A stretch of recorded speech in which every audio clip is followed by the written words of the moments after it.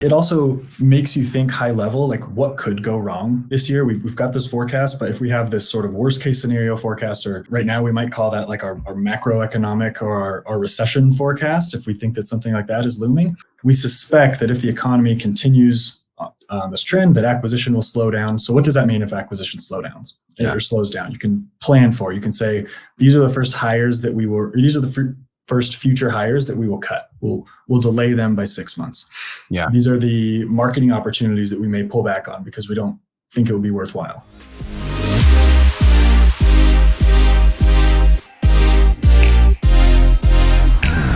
Hey everyone, and welcome back to Organize Chaos Live. Now I've got some pumpkin spice coffee in my cup here. The holiday music is playing in the stores when you walk through the retail stores, and that means it's time for strategic planning and forecasting. So as we approach the end of this year, I thought, what better conversation to start to surface here on LinkedIn and on the podcast than one about how we do forecasting inside our business. And so today I'm inviting in our Director of Finance, Drew Romney. He's going to be joining us in just a second, and we're going to talk through how Trainual does forecasting, more generally, how you should think about forecasting in your business, what metrics and numbers you need to have in order to do the forecasting exercise, how to communicate it to your team, and I'm sure this will spider off in 5 or 10 different directions. So if you're thinking about forecasting, about budgeting, about your numbers for next year, then you're going to get a lot out of this next conversation. But before Drew comes on, I'd love to hear any questions or thoughts that you have. So put them in the chat, put them through on the comments, and we'll address those live, anything that we see coming in. Are you thinking about forecasting for your business? What questions or challenges are you thinking about when it comes to yearly forecasting? So get those started. And in the meantime, Drew, come on in. Hey, Chris. Hey, thanks for coming on and doing this. Yeah, this is exciting. All right. Normally they don't let finance on things like this, so this is good to be on here. Well, I know we've had a couple fun forecasting sessions together, and I've told you this like 7 times already, so you're getting sick of me saying this, but there was a comment you made last year when we went into this activity, and you said, correct me if I'm wrong, finance follows strategy. Like we can make up whatever numbers we want, but until we have the strategy for the year, for the business, it's hard to actually plug in all the numbers that are going to make sense. Did I get that right? Totally. Yeah, I think a lot of times in the world of finance, we try to overcomplicate things and we say like, this is what we have to do because this is what my spreadsheet says. But to have real success in a business, we have to make sure that finance is just one of the key players in setting that strategy, and then making sure we have the resources in place to achieve those goals and that strategy. So I think it's just one component of it, but I think a lot of businesses can get caught up in just saying, hey, here's our forecast, this is what we have to do, rather than in reverse, making the forecast fit what the company actually wants to achieve long-term. So before you were here, my forecasting exercise was basically just like putting numbers in a spreadsheet that seemed good, like total linear growth, and then just dragging the Excel cell out to the right as far as it could go and saying like, yeah, this is basically what the business is going to do. But it was so detached from reality.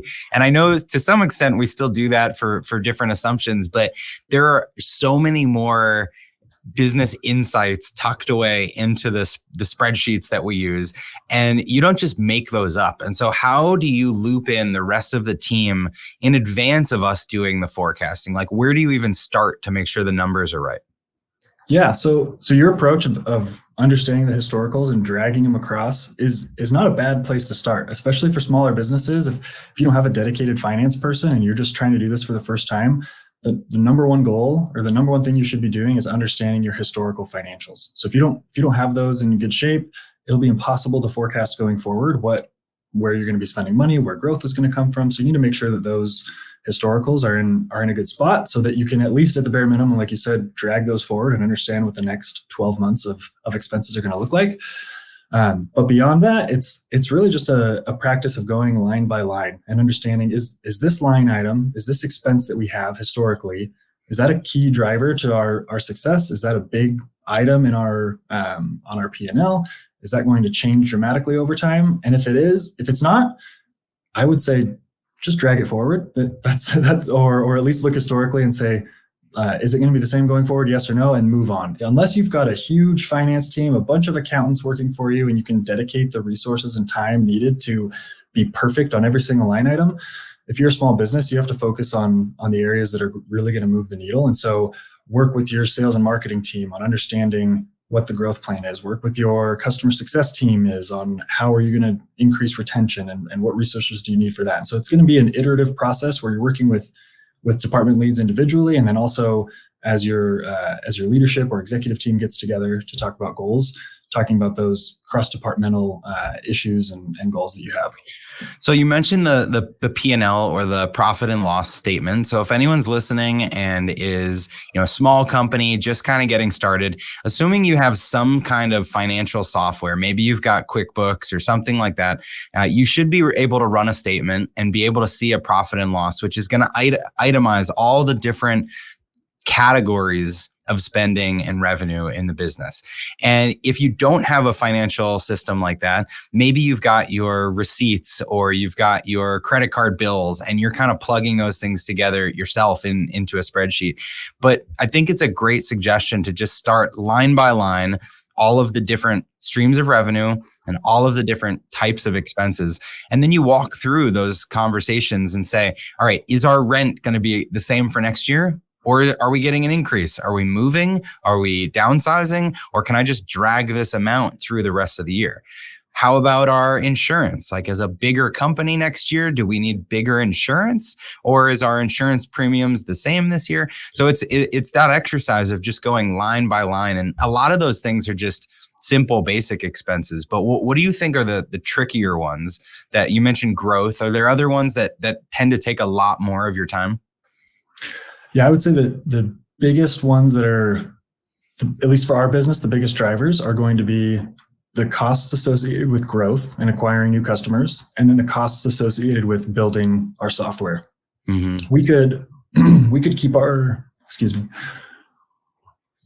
we could keep our growth costs flat and just assume that we're going to grow the same amount and move forward. We could keep our product and engineering costs flat and assume that the product doesn't change over time or just changes incrementally over time. But as a business, as we decide what our strategy is for next year, how much we want to invest in product and engineering and design versus how much do we want to invest in sales and marketing, those are the things that are those are our biggest line items if you lump them together. And so that's where most of the assumptions are going to come into play. Yeah. So for us, the product is like R&D. It's our advanced spending to develop a product that we think will generate a lot of revenue down the road. But we make those strategic decisions to invest money in that area before we're getting the revenue.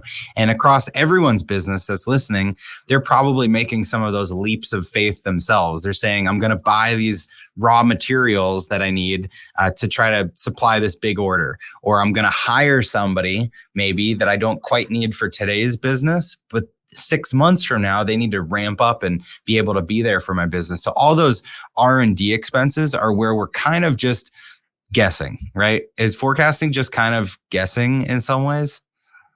In some ways, I think if you're too loose about it, you can get into trouble. The number one mistake I see companies make is that they spend based on their forecast, based on what they project for the year, but their revenue doesn't match what they have projected for the year. So they think, our expenses are according to plan, but if your revenue isn't matching what you also projected for the year, you can get into you can get into trouble cash flow wise, or cash burn wise, depending on the stage of your business. And that's where you get into the biggest mistakes. And so yes, there is some guessing going on, but I think you can put guardrails and do some scenario planning in place to make sure that as you check in monthly or quarterly throughout the year at how you're trending to your forecast, then you can make those adjustments as you go. I want to come back to scenario planning because I think that's a great takeaway that everyone could work on for next year. There's a few different scenarios of your forecast, but I see a lot of people's budgets that are, like business pitch competitions or something, when I'm involved with things around town, and I'll see people come in and they say, yeah, our sales this year were $50,000 or $100,000, and next year is going to be 4 million. And like a lot of people have these huge leaps, these massive assumptions, and I don't know if they're doing that just because they're crossing their fingers and they're trying to raise money. But you're right, a lot of times the revenue falls short and the spending doesn't. And so what's the how on top of your forecast should you be? Is it weekly? Is it monthly that you're saying, hey, revenue's not where it should be, let's cut back spending?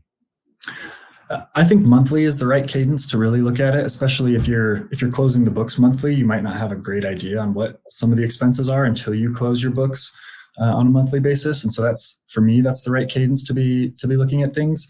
And then quarterly, we do a bigger update. So each month we might do minor tweaks, minor updates, we might say, hey, marketing, based on our growth the last couple of months, let's cut back on spend, or let's increase spend if things are going really well. And then each quarter, we have an opportunity to sit down with all the leaders, and I work with you, Chris, on saying, hey, here's what we've done the last 6 or 8 quarters. Here's where we're trending. Here's where we're projecting the next couple of quarters. Like, according to what we've done, should we make any adjustments to spend going forward? And so I think as long as you have that cadence of looking at it monthly or quarterly, you won't find yourself in too big of an issue. But what happens, I think, with a lot of companies is they really do consider it annual planning, and they say, this is our plan for the year. This is what we're going to stick with. We've already got our headcount and our hiring plan. We already have those job descriptions written. We already told the team that this is what we're going to do, that in 9 months, we're going to have another squad of developers and product managers and designers. And then revenue falls a little bit short, but we've already got in our mind that we're making those hires. So I think you have to be flexible, but at the same time, understand that it's not going to be perfect going forward. So part of that flexibility comes down to having scenarios, like you mentioned. How many scenarios do you think are appropriate and versus overkill? Yeah, I might have like a little bit of a not a super popular opinion on this. I like having one scenario like that you truly stick to, but be able to adjust your assumptions very easily to where you can play around with it every month or quarter to say, like, if this were to happen, what would happen? If this were to happen, what would happen? And I think some companies get in a habit of having like 3 or 4 different plans, that one that they present to the board, one that they have internally, one that they present to future investors that has that like 50,000 to 4 million growth that you're talking about, Chris. And what happens is they're trying to like serve too many people, and they don't understand what their actual goal and plan is because they've got so many different plans floating around. So I kind of like the idea of having one, but have some what we call sensitivity analysis built into it. So we have our base plan, the one we're going with. It's sort of part forecast, part plan, part goal setting framework, and then have some sensitivity analysis built in to say, all right, so our assumption for churn is X%. What if that went up 1%? What if that went down 1%? What would that do to top line or to bottom line? And make sure that we keep an eye on that. And what if customer acquisition cost went up by 10% or down by 20%? What would that do to cash and to growth and things like that? So I like to have one plan put forth to the team to say, this is what we're going to do going forward, and we're going to adjust it accordingly. But here's some sensitivity analysis to say, if we're off track in these key assumptions, this is what it's going to do to the end result. Yeah, I like having one plan too, but I think when we go into planning, we tend to put in some numbers that we think are like best case scenario and worst case scenario, because when you're testing those assumptions, you want to test the bounds of what's reasonable. Like, based on our business knowledge, we don't think that this metric is going to dip below here. That would be crazy. Or we don't think it's going to go above here. That would be crazy. And so we know that if we're sort of within those 2 guardrails, that this is the range for where we could be next year. And so when we've got that range in mind, then we move forward with the single forecast. But we know that we're kind of, zigzagging or bouncing in between that range. We're somewhere we're going to land between the low end and the high end of that range, unless something just crazy happens that's kind of outside our control. Yeah, and I think that's fair. It also makes you think high level, like what could go wrong. This year, we've got this forecast, but if we have this sort of worst case scenario forecast, or right now we might call that like our macroeconomic or our recession forecast, if we think that something like that is looming, so that we can keep an eye on those factors as we move forward. Like, we suspect that if the economy continues on this trend, that acquisition will slow down. So what does that mean if acquisition slows down? You can plan for, you can say, these are the first hires that these are the first future hires that we will cut. We'll delay them by 6 months. Yeah. These are the marketing opportunities that we may pull back on because we don't think it would be worthwhile. So it is good to have scenario planning. I just think companies need to be careful about trying to have too many goals, because then people get confused on what the ultimate goal is. Is it the one that we presented to the board, or is it the one that we're presenting to future investors? Is it the one that we are looking at internally? And so that can get confusing, but the scenario planning to make sure that we have the right resources depending on what actually takes place is definitely key. Yeah, and there's a lot of news floating around right now about layoffs and companies that started spending like crazy and now have had to make really dramatic spending cuts. And I think that one of the ways that we've always managed the business is to be conservative on our spending and not make that next hire until we're confident, until we get the revenue there. And so, and frankly, a lot has changed over the last 6 months where we've said, no, we're going to delay this hire, or no, we're going to delay this initiative. But because we haven't done those things too hastily, we haven't had to make the cuts on the other side that a lot of other businesses are.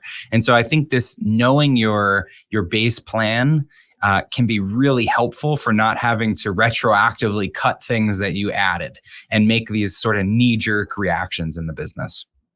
Totally. I think going into the year, having certain rules in place that allow you to be flexible makes a lot of sense. So you can tell, in this example, you can tell R&D, product design and engineering, hey, we'll add another 5 or 10 people in Q2 or Q3 if we're at this revenue goal. So you can set sort of those guardrails that you're talking about, saying the plan is to do that, but only if we're at this level. If not, then you also need to have a backup plan on what the product roadmap looks like to know that, hey, you're not getting these 5 or 10 people at this point in time. So make sure that you're planning accordingly for that. So I think having some of those guardrails or those rules in place and not being super strict on, hey, the budget said we're going to do this, so we have to do this, is really helpful for companies as they build their plan. Right. Drew, random question, but do you cook at all? Do you bake at all or anything? I do. Not a big baker, but cooking, yeah. You ever heard the term mise en place? I think I'm saying that wrong, but it's like the stuff that's ready to go in order to bake. Totally. What's the mise en place for forecasting? Like what do you need to have ready to go to do this exercise? And let's assume not everyone listening is in software. It could be any kind of business. What should they be wrapping their heads around to go into the exercise? Yeah, I think having a good forecast template is a great place to start. So there's resources out there where you can pull down Excel templates or Google Sheet templates if you're just doing this for the first time. There's also software out there that helps with this. We have kept things fairly basic around here and utilize Excel for this for the time being. So there's tons of resources out there, but having a good forecasting template to start with will allow you to make those changes to assumptions more easily. Because if you don't have a good tool that you're using, it's going to be really hard to be flexible and proactive when you're cutting spend or making changes to revenue assumptions. And so make sure you've got a good tool that you're working with, and that can be something as simple as a Google Sheets template. That would be the first thing to have ready. We're going into annual planning here at Trainual over the next couple of weeks as we think about these things. And so I've got a good template to where while we're in annual planning live and we talk about some of our goals and initiatives, I can make quick changes to say like, all right, if we focus on this area and hit this goal, this is what our growth will look like. Or if we decide to invest in the product more, here's what will happen to cash as we increase expense in that area. So you can very quickly on the fly make changes to it and not have to go back to the drawing board every time and redo your assumptions. So that would be number one. I think mise en place means everything in its place in French or something like that. Okay. And so, yeah, you have that in place and then you can, I've watched enough cooking shows to know a little bit about that. So that would be number one. Number two would be understand what your fixed costs are. So this is true in almost any business. In software, we don't have as many fixed costs, but if I'm a manufacturer and if I've got rent or multiple facilities or machines that I'm paying for, I've got a lease on certain equipment, those are probably not going to change over the next year because you're contractually obligated to pay those things. You've got your headcount, which is close to a fixed cost that you're going to pay throughout the year.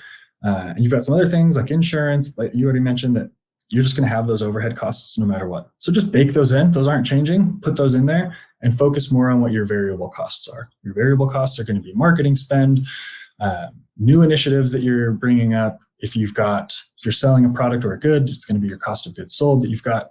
And so understand your fixed versus variable costs, because you shouldn't spend much time forecasting your fixed costs because those aren't going to change. And And then number 3 is really understand your growth levers and drivers. So understand what is going to drive revenue growth throughout the year and understand what those key assumptions are, because if you don't have that in place, that's also going to be really hard to fix on the fly or make multiple scenarios based on that.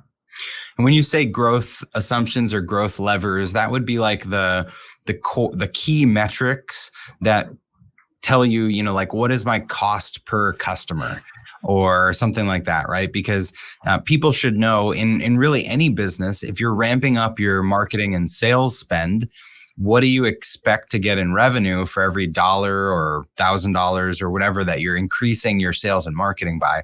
And if you at least know those ratios or those metrics that are based on your historical evidence, then you can use that as kind of a best guess moving forward into what this next year will look like, right? Totally. Yep. And this goes back to understanding what the keys and the goals of the business are. Maybe growth isn't your goal. Maybe you just want to maintain the same revenue number, but your goal for the year is to cut costs. So spend your time on that exercise rather than the growth one. So understanding the goals of the business, super helpful in this. If you're a startup and you're running out of cash, like, what do you have to do to raise money in the next 12 months? That should be your goal. And you should focus on your cash conversion cycle and reducing burn and things like that until you can raise those funds. Let's talk waterfalls. This, know exactly what I'm talking about, but anybody that's listening. So when we first decided to raise money at Trainual, one of our investors, he's on our board of directors, Troy Henikoff, he suggested this format. I guess it's called just a waterfall. I don't know. Is there a different word for it? No, I think that's right. No, waterfalls. All right. So I want you, everybody that's listening, put your like visual artist hat on and just imagine a spreadsheet that has a long row across the top. And then as it goes down, it's got like 1 month less, 1 month less, 1 month less, something like that, because it kind of looks like a wave or a waterfall. But what you're doing is you're forecasting month by month what your revenue will be. And what I love about this chart is that every month you kind of do a new forecast and you put in your actuals for the previous month, and then you reforecast out what the rest of the year looks like. And so if you're scanning this document through the year, you can see exactly where your assumptions changed, how your projections are changing from the very beginning of the year through the end of the year. And so we can provide a template or link to this in the show notes, but this idea of that waterfall for revenue, for us, for cash. So anyone that raises money and is spending through that money, you want to do it for cash. But I think generally any business could do this for forecasting their sales. And the important thing here is month by month by month, reforecast, put in the changes for the rest of the year to catch it early, right? This has been helpful. Because otherwise you have to pull up like the full forecast to understand. When we did this in January, we said that our end of year revenue was going to be X. And then you got to pull up your February forecast and say, in February, we thought that our end of the year revenue was going to be Y. But to have it in one neat place, you can throughout the year say, back in January, we thought by now we would be at 100 million, but we're actually only at 80 million. So like what happened? Where did we go wrong? And it helps you strengthen your forecasting skills and understand the assumptions that you made throughout the year that were wrong, so that you can be better or more accurate going forward. So that is a tip that I think has worked really well for us, and I'd recommend to everyone else. Again, whatever kind of business, make it a monthly habit to sit down and reforecast the rest of the year, because then you don't find yourself in a position where you're 3-6 months into it and way off. And now you've made decisions, you've made more hires, you've spent too much money, and you're just way off. It's a great exercise. So this relates a little to my next question, which is, any other tips for approaching forecasting in such an unpredictable market? How do you build in that buffer or that margin of error?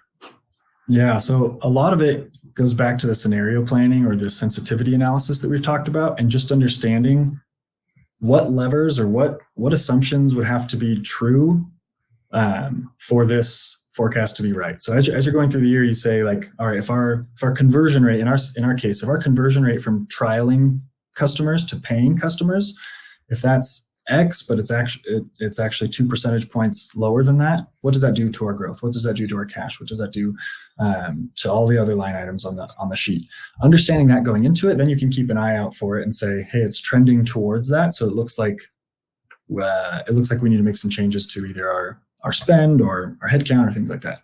So it's understanding what those drivers are so you can catch them early, because let's say that churn in these economic times, if churn increases and more paying customers are rolling off, that might impact your cash or your revenue in the first month. But if that continues, if that compounds for the next 12 months, that's going to be a huge impact to your goal and where you want to be. And so catching those things early on is really important.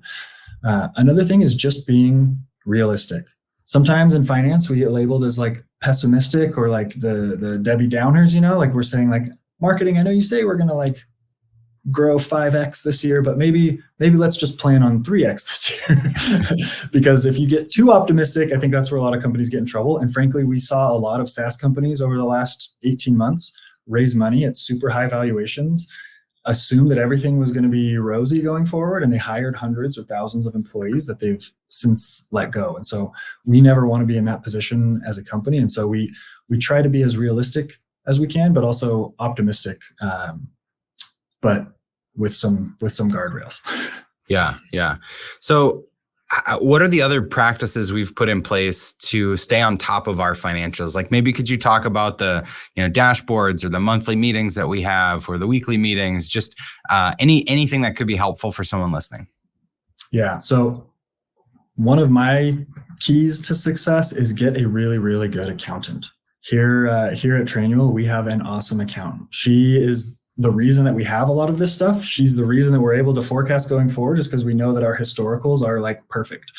And so have a really, really good accountant. That really helps, especially with your expense management and being able to forecast those in the future. That would be my tip number one. And before people start commenting, like, can you recommend your accountant? It's like an in-house accountant for us. Yes. And so shout out to Kelsey. She works here full time. No, she can't help your business, but you should find one too. Yes. Find your version of Kelsey. She won't be as good, but ours is great. So have a really good accountant. And then number two would be understand the drivers of your business. Again, we've talked about this a bunch, but understand what actually is making those changes. And here at Trainual, we have analytics reports up through finance as well. And so as a software company, as a high growth company, we have to understand our analytics, our number of trialers and how they convert and what they're doing in the product and how what they do in the product converts to being a paid customer. And then once they are a customer, what are they doing in the product and what does their retention and churn look like moving forward? And so having analytics so close to finance is very helpful for us, because then we can have those dashboards that you talked about and understand what does churn rate look like week over week, day over day, month over month, and keep an eye on some of those performance metrics that we can then dig into later and make adjustments as needed. So I always had dashboards, even for, my consulting business, for my video business. There are just certain metrics that whether you do it yourself in an Excel file or a Google sheet or something, or you use some kind of software, you might want to plug into your Google Analytics and see what your traffic is like on your website. You might want to plug into your credit card processing account and see what your monthly transactions month to date are looking like. There's certain just metrics that having them front and center, top of mind, increases your financial literacy in your own business. And I think that that's part of what keeps us honest with our forecasting, is that we all know the numbers. We look at them on a weekly basis in our leadership meetings. We share them at our all hands. We have our weekly operations meetings. So I think having a dashboard and having a planned cadence to review the dashboard is really important. Totally. It hurts my heart sometimes when I hear leaders here say like, when I share a metric or a financial nugget with them, and they say like, I had no idea that it was that good, or that we needed to work on that. I'm like, dang it. That means that we're not doing our job sharing that information with them, or they didn't have easy access to it. So it's definitely something we're always working on, making sure that people have the right level of transparency and visibility into the business. Because people need those numbers to make decisions. So. Yeah. So, all right, we've got dashboards, we've got the cadence, and then we also have a monthly meeting that we send out kind of a snapshot to all of our people leaders, right? And so for companies that, maybe have more people, this could be a tip that, include an update on your budget, on your forecast, on your P&L for anyone that's managing people so that they can be setting the right expectations, making the right decisions about how your company's spending money on a monthly basis. Yep, totally. I think that employees, that's like the number one way that you can build trust with your employees is to be transparent about some of those numbers, especially during difficult economic times like we're going through now. People naturally are going to assume the worst, like the company is not performing as well as we thought, and other companies are having layoffs. Does that mean that we're going to have layoffs? And being as transparent about where the company is financially with your employees is huge to maintain that trust, to build that trust, and get everybody into the mission and vision going forward. Yeah. Now, there's been times at Trainual, I think I've shot a video on this in the past, where I've said we have an unlimited marketing budget. And I know from a finance perspective, you don't like unlimited budgets for anything. But can we talk through just a little bit of the investment versus expense mindset and how it could be true in some businesses to have an unlimited budget for some areas? Yeah, absolutely. So in our business, in software, it is most companies that grow to be big, successful software companies have had to raise money at some point. And the reason they have to raise money is because it takes a long time to build software. And historically, when you build a software custom for a company and you go install it on-prem and you'd have to keep it updated, like those companies were paying millions of dollars a year for that software. But being able to, as software as a service, charge so little for your software, it's going to take some time before you can become profitable. So you have to raise money along the way. But there are certain financial metrics, especially in the SaaS world, where you can know that you're on track and that you're building a healthy company. A lot of these are called unit economics. So what does it cost you to acquire a customer? How much do they pay you? And how long is it going to take you to repay the cost to acquire that customer? And then what's the lifetime value of that customer? What's the estimated lifetime value of that customer? Are they going to pay you more over time? Are they going to churn and only be with you for a few months? And if you can understand those, then you can set these unlimited budgets saying, well, we know that if we acquire a customer for $1,000 and they pay us $100 a month, that we will pay back that cost to acquire them in 10 months. And we know that on average, they stay with us for 5 years. And so if we can do that, then our marketing budget is unlimited. We can spend as much as we want because while we may lose a little bit of money in the short term, we're building a huge business for the future because the unit economics makes sense. And let me give don't make sense.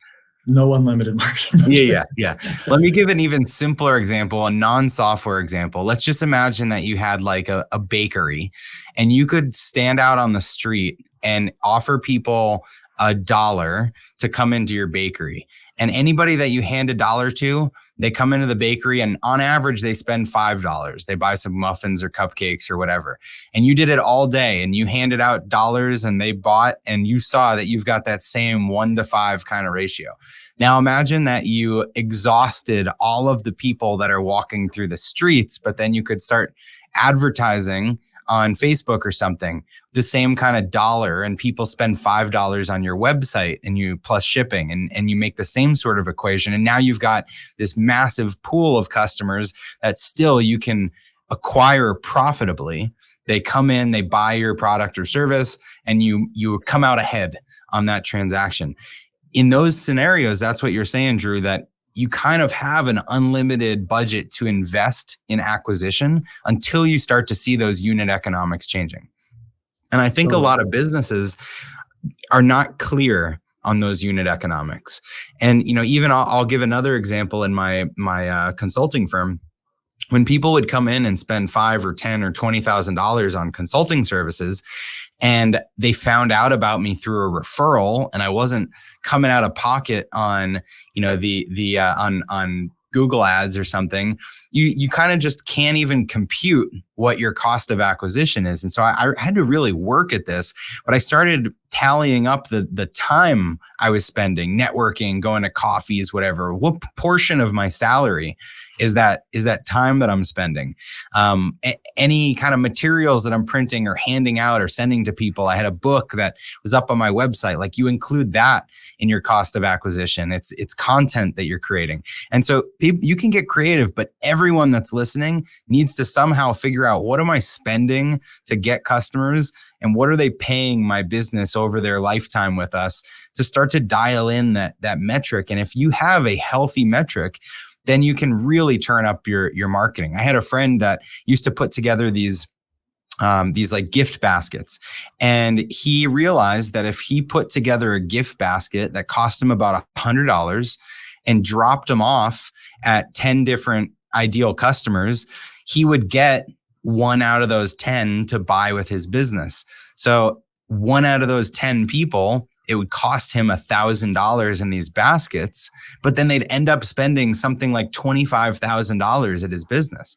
And so he said, I'm just going to give these out all day to everyone. And his business skyrocketed to millions in revenue because he figured that out. And so this is something that I think plays into forecasting, because you need to understand those unit economics. And then you test them at different assumptions. You say, can I do this with 10 customers, with 100 customers, and watch how they change? Yep. Yeah. Watching how they change is key, right? Because those unit economics may not scale at the same rate. So that the first few customers at your bakery are going to come in without you giving them $1, right? And they might spend the most. They might spend $10 each. Yeah. And so then you start spending to get them into the bakery, but those aren't spending as much. And if you were to go too high, then you're just going to get people taking dollars or taking the free samples and not spending anything. So understanding that is like the key to the unit economic discussion. How does that scale, and where are you spending money most efficiently? Love it. All right. So assuming everyone goes through this kind of forecasting exercise, which we have been going through, and we'll finish up here in the next few weeks, let's wrap up by just talking about the communication of this. So we have an annual kickoff meeting we do every December. You'll stand up and you'll kind of paint a picture for everyone. So can you talk a little bit about how we communicate this to the rest of the company? Yeah. So going back to my first point, the most important thing that we communicate is, what is our company goal or objective or purpose for the year? Like, what are we trying to accomplish as a company?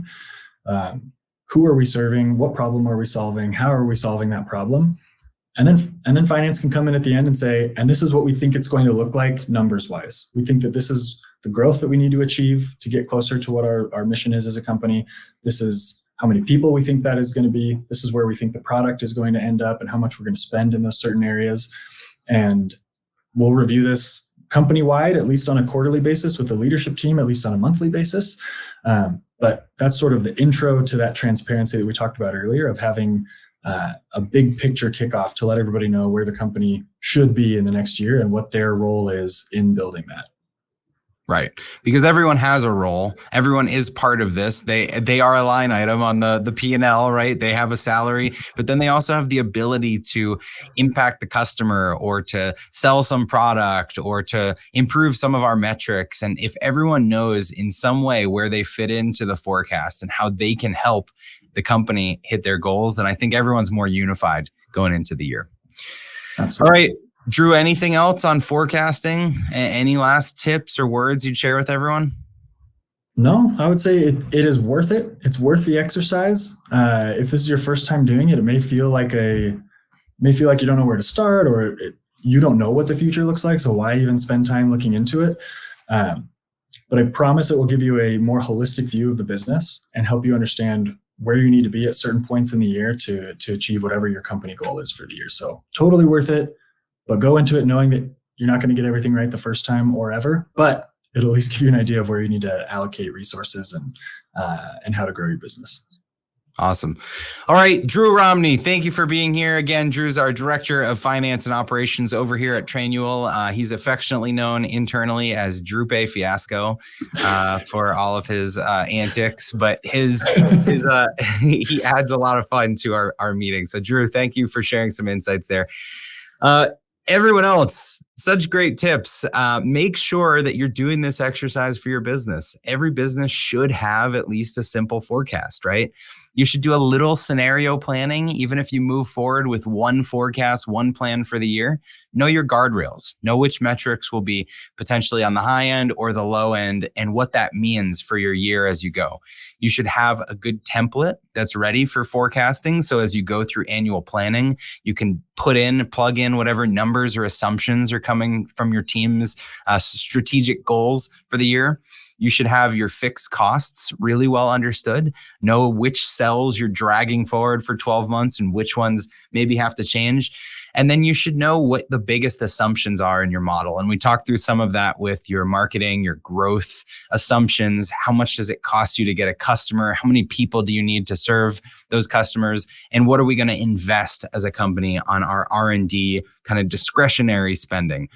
So all of those different things weigh into your forecast. And once you have a forecast, make sure you're using it. Measure it, watch it, set up those dashboards, do meetings with your team on a weekly basis, on a monthly basis, and tweak it as necessary. You can use the waterfall chart, like we mentioned, which is a simple spreadsheet that reforecasts every month through the rest of the year as you go, month by month, locking in your actuals for the previous month and reforecasting the remaining months in the year. It's a great tool for showing you how your assumptions change through the year and where your revenue is going to end up at the end of the year so that you don't get caught off guard. That's what's happening to a lot of companies right now, is that they're getting caught off guard by this market.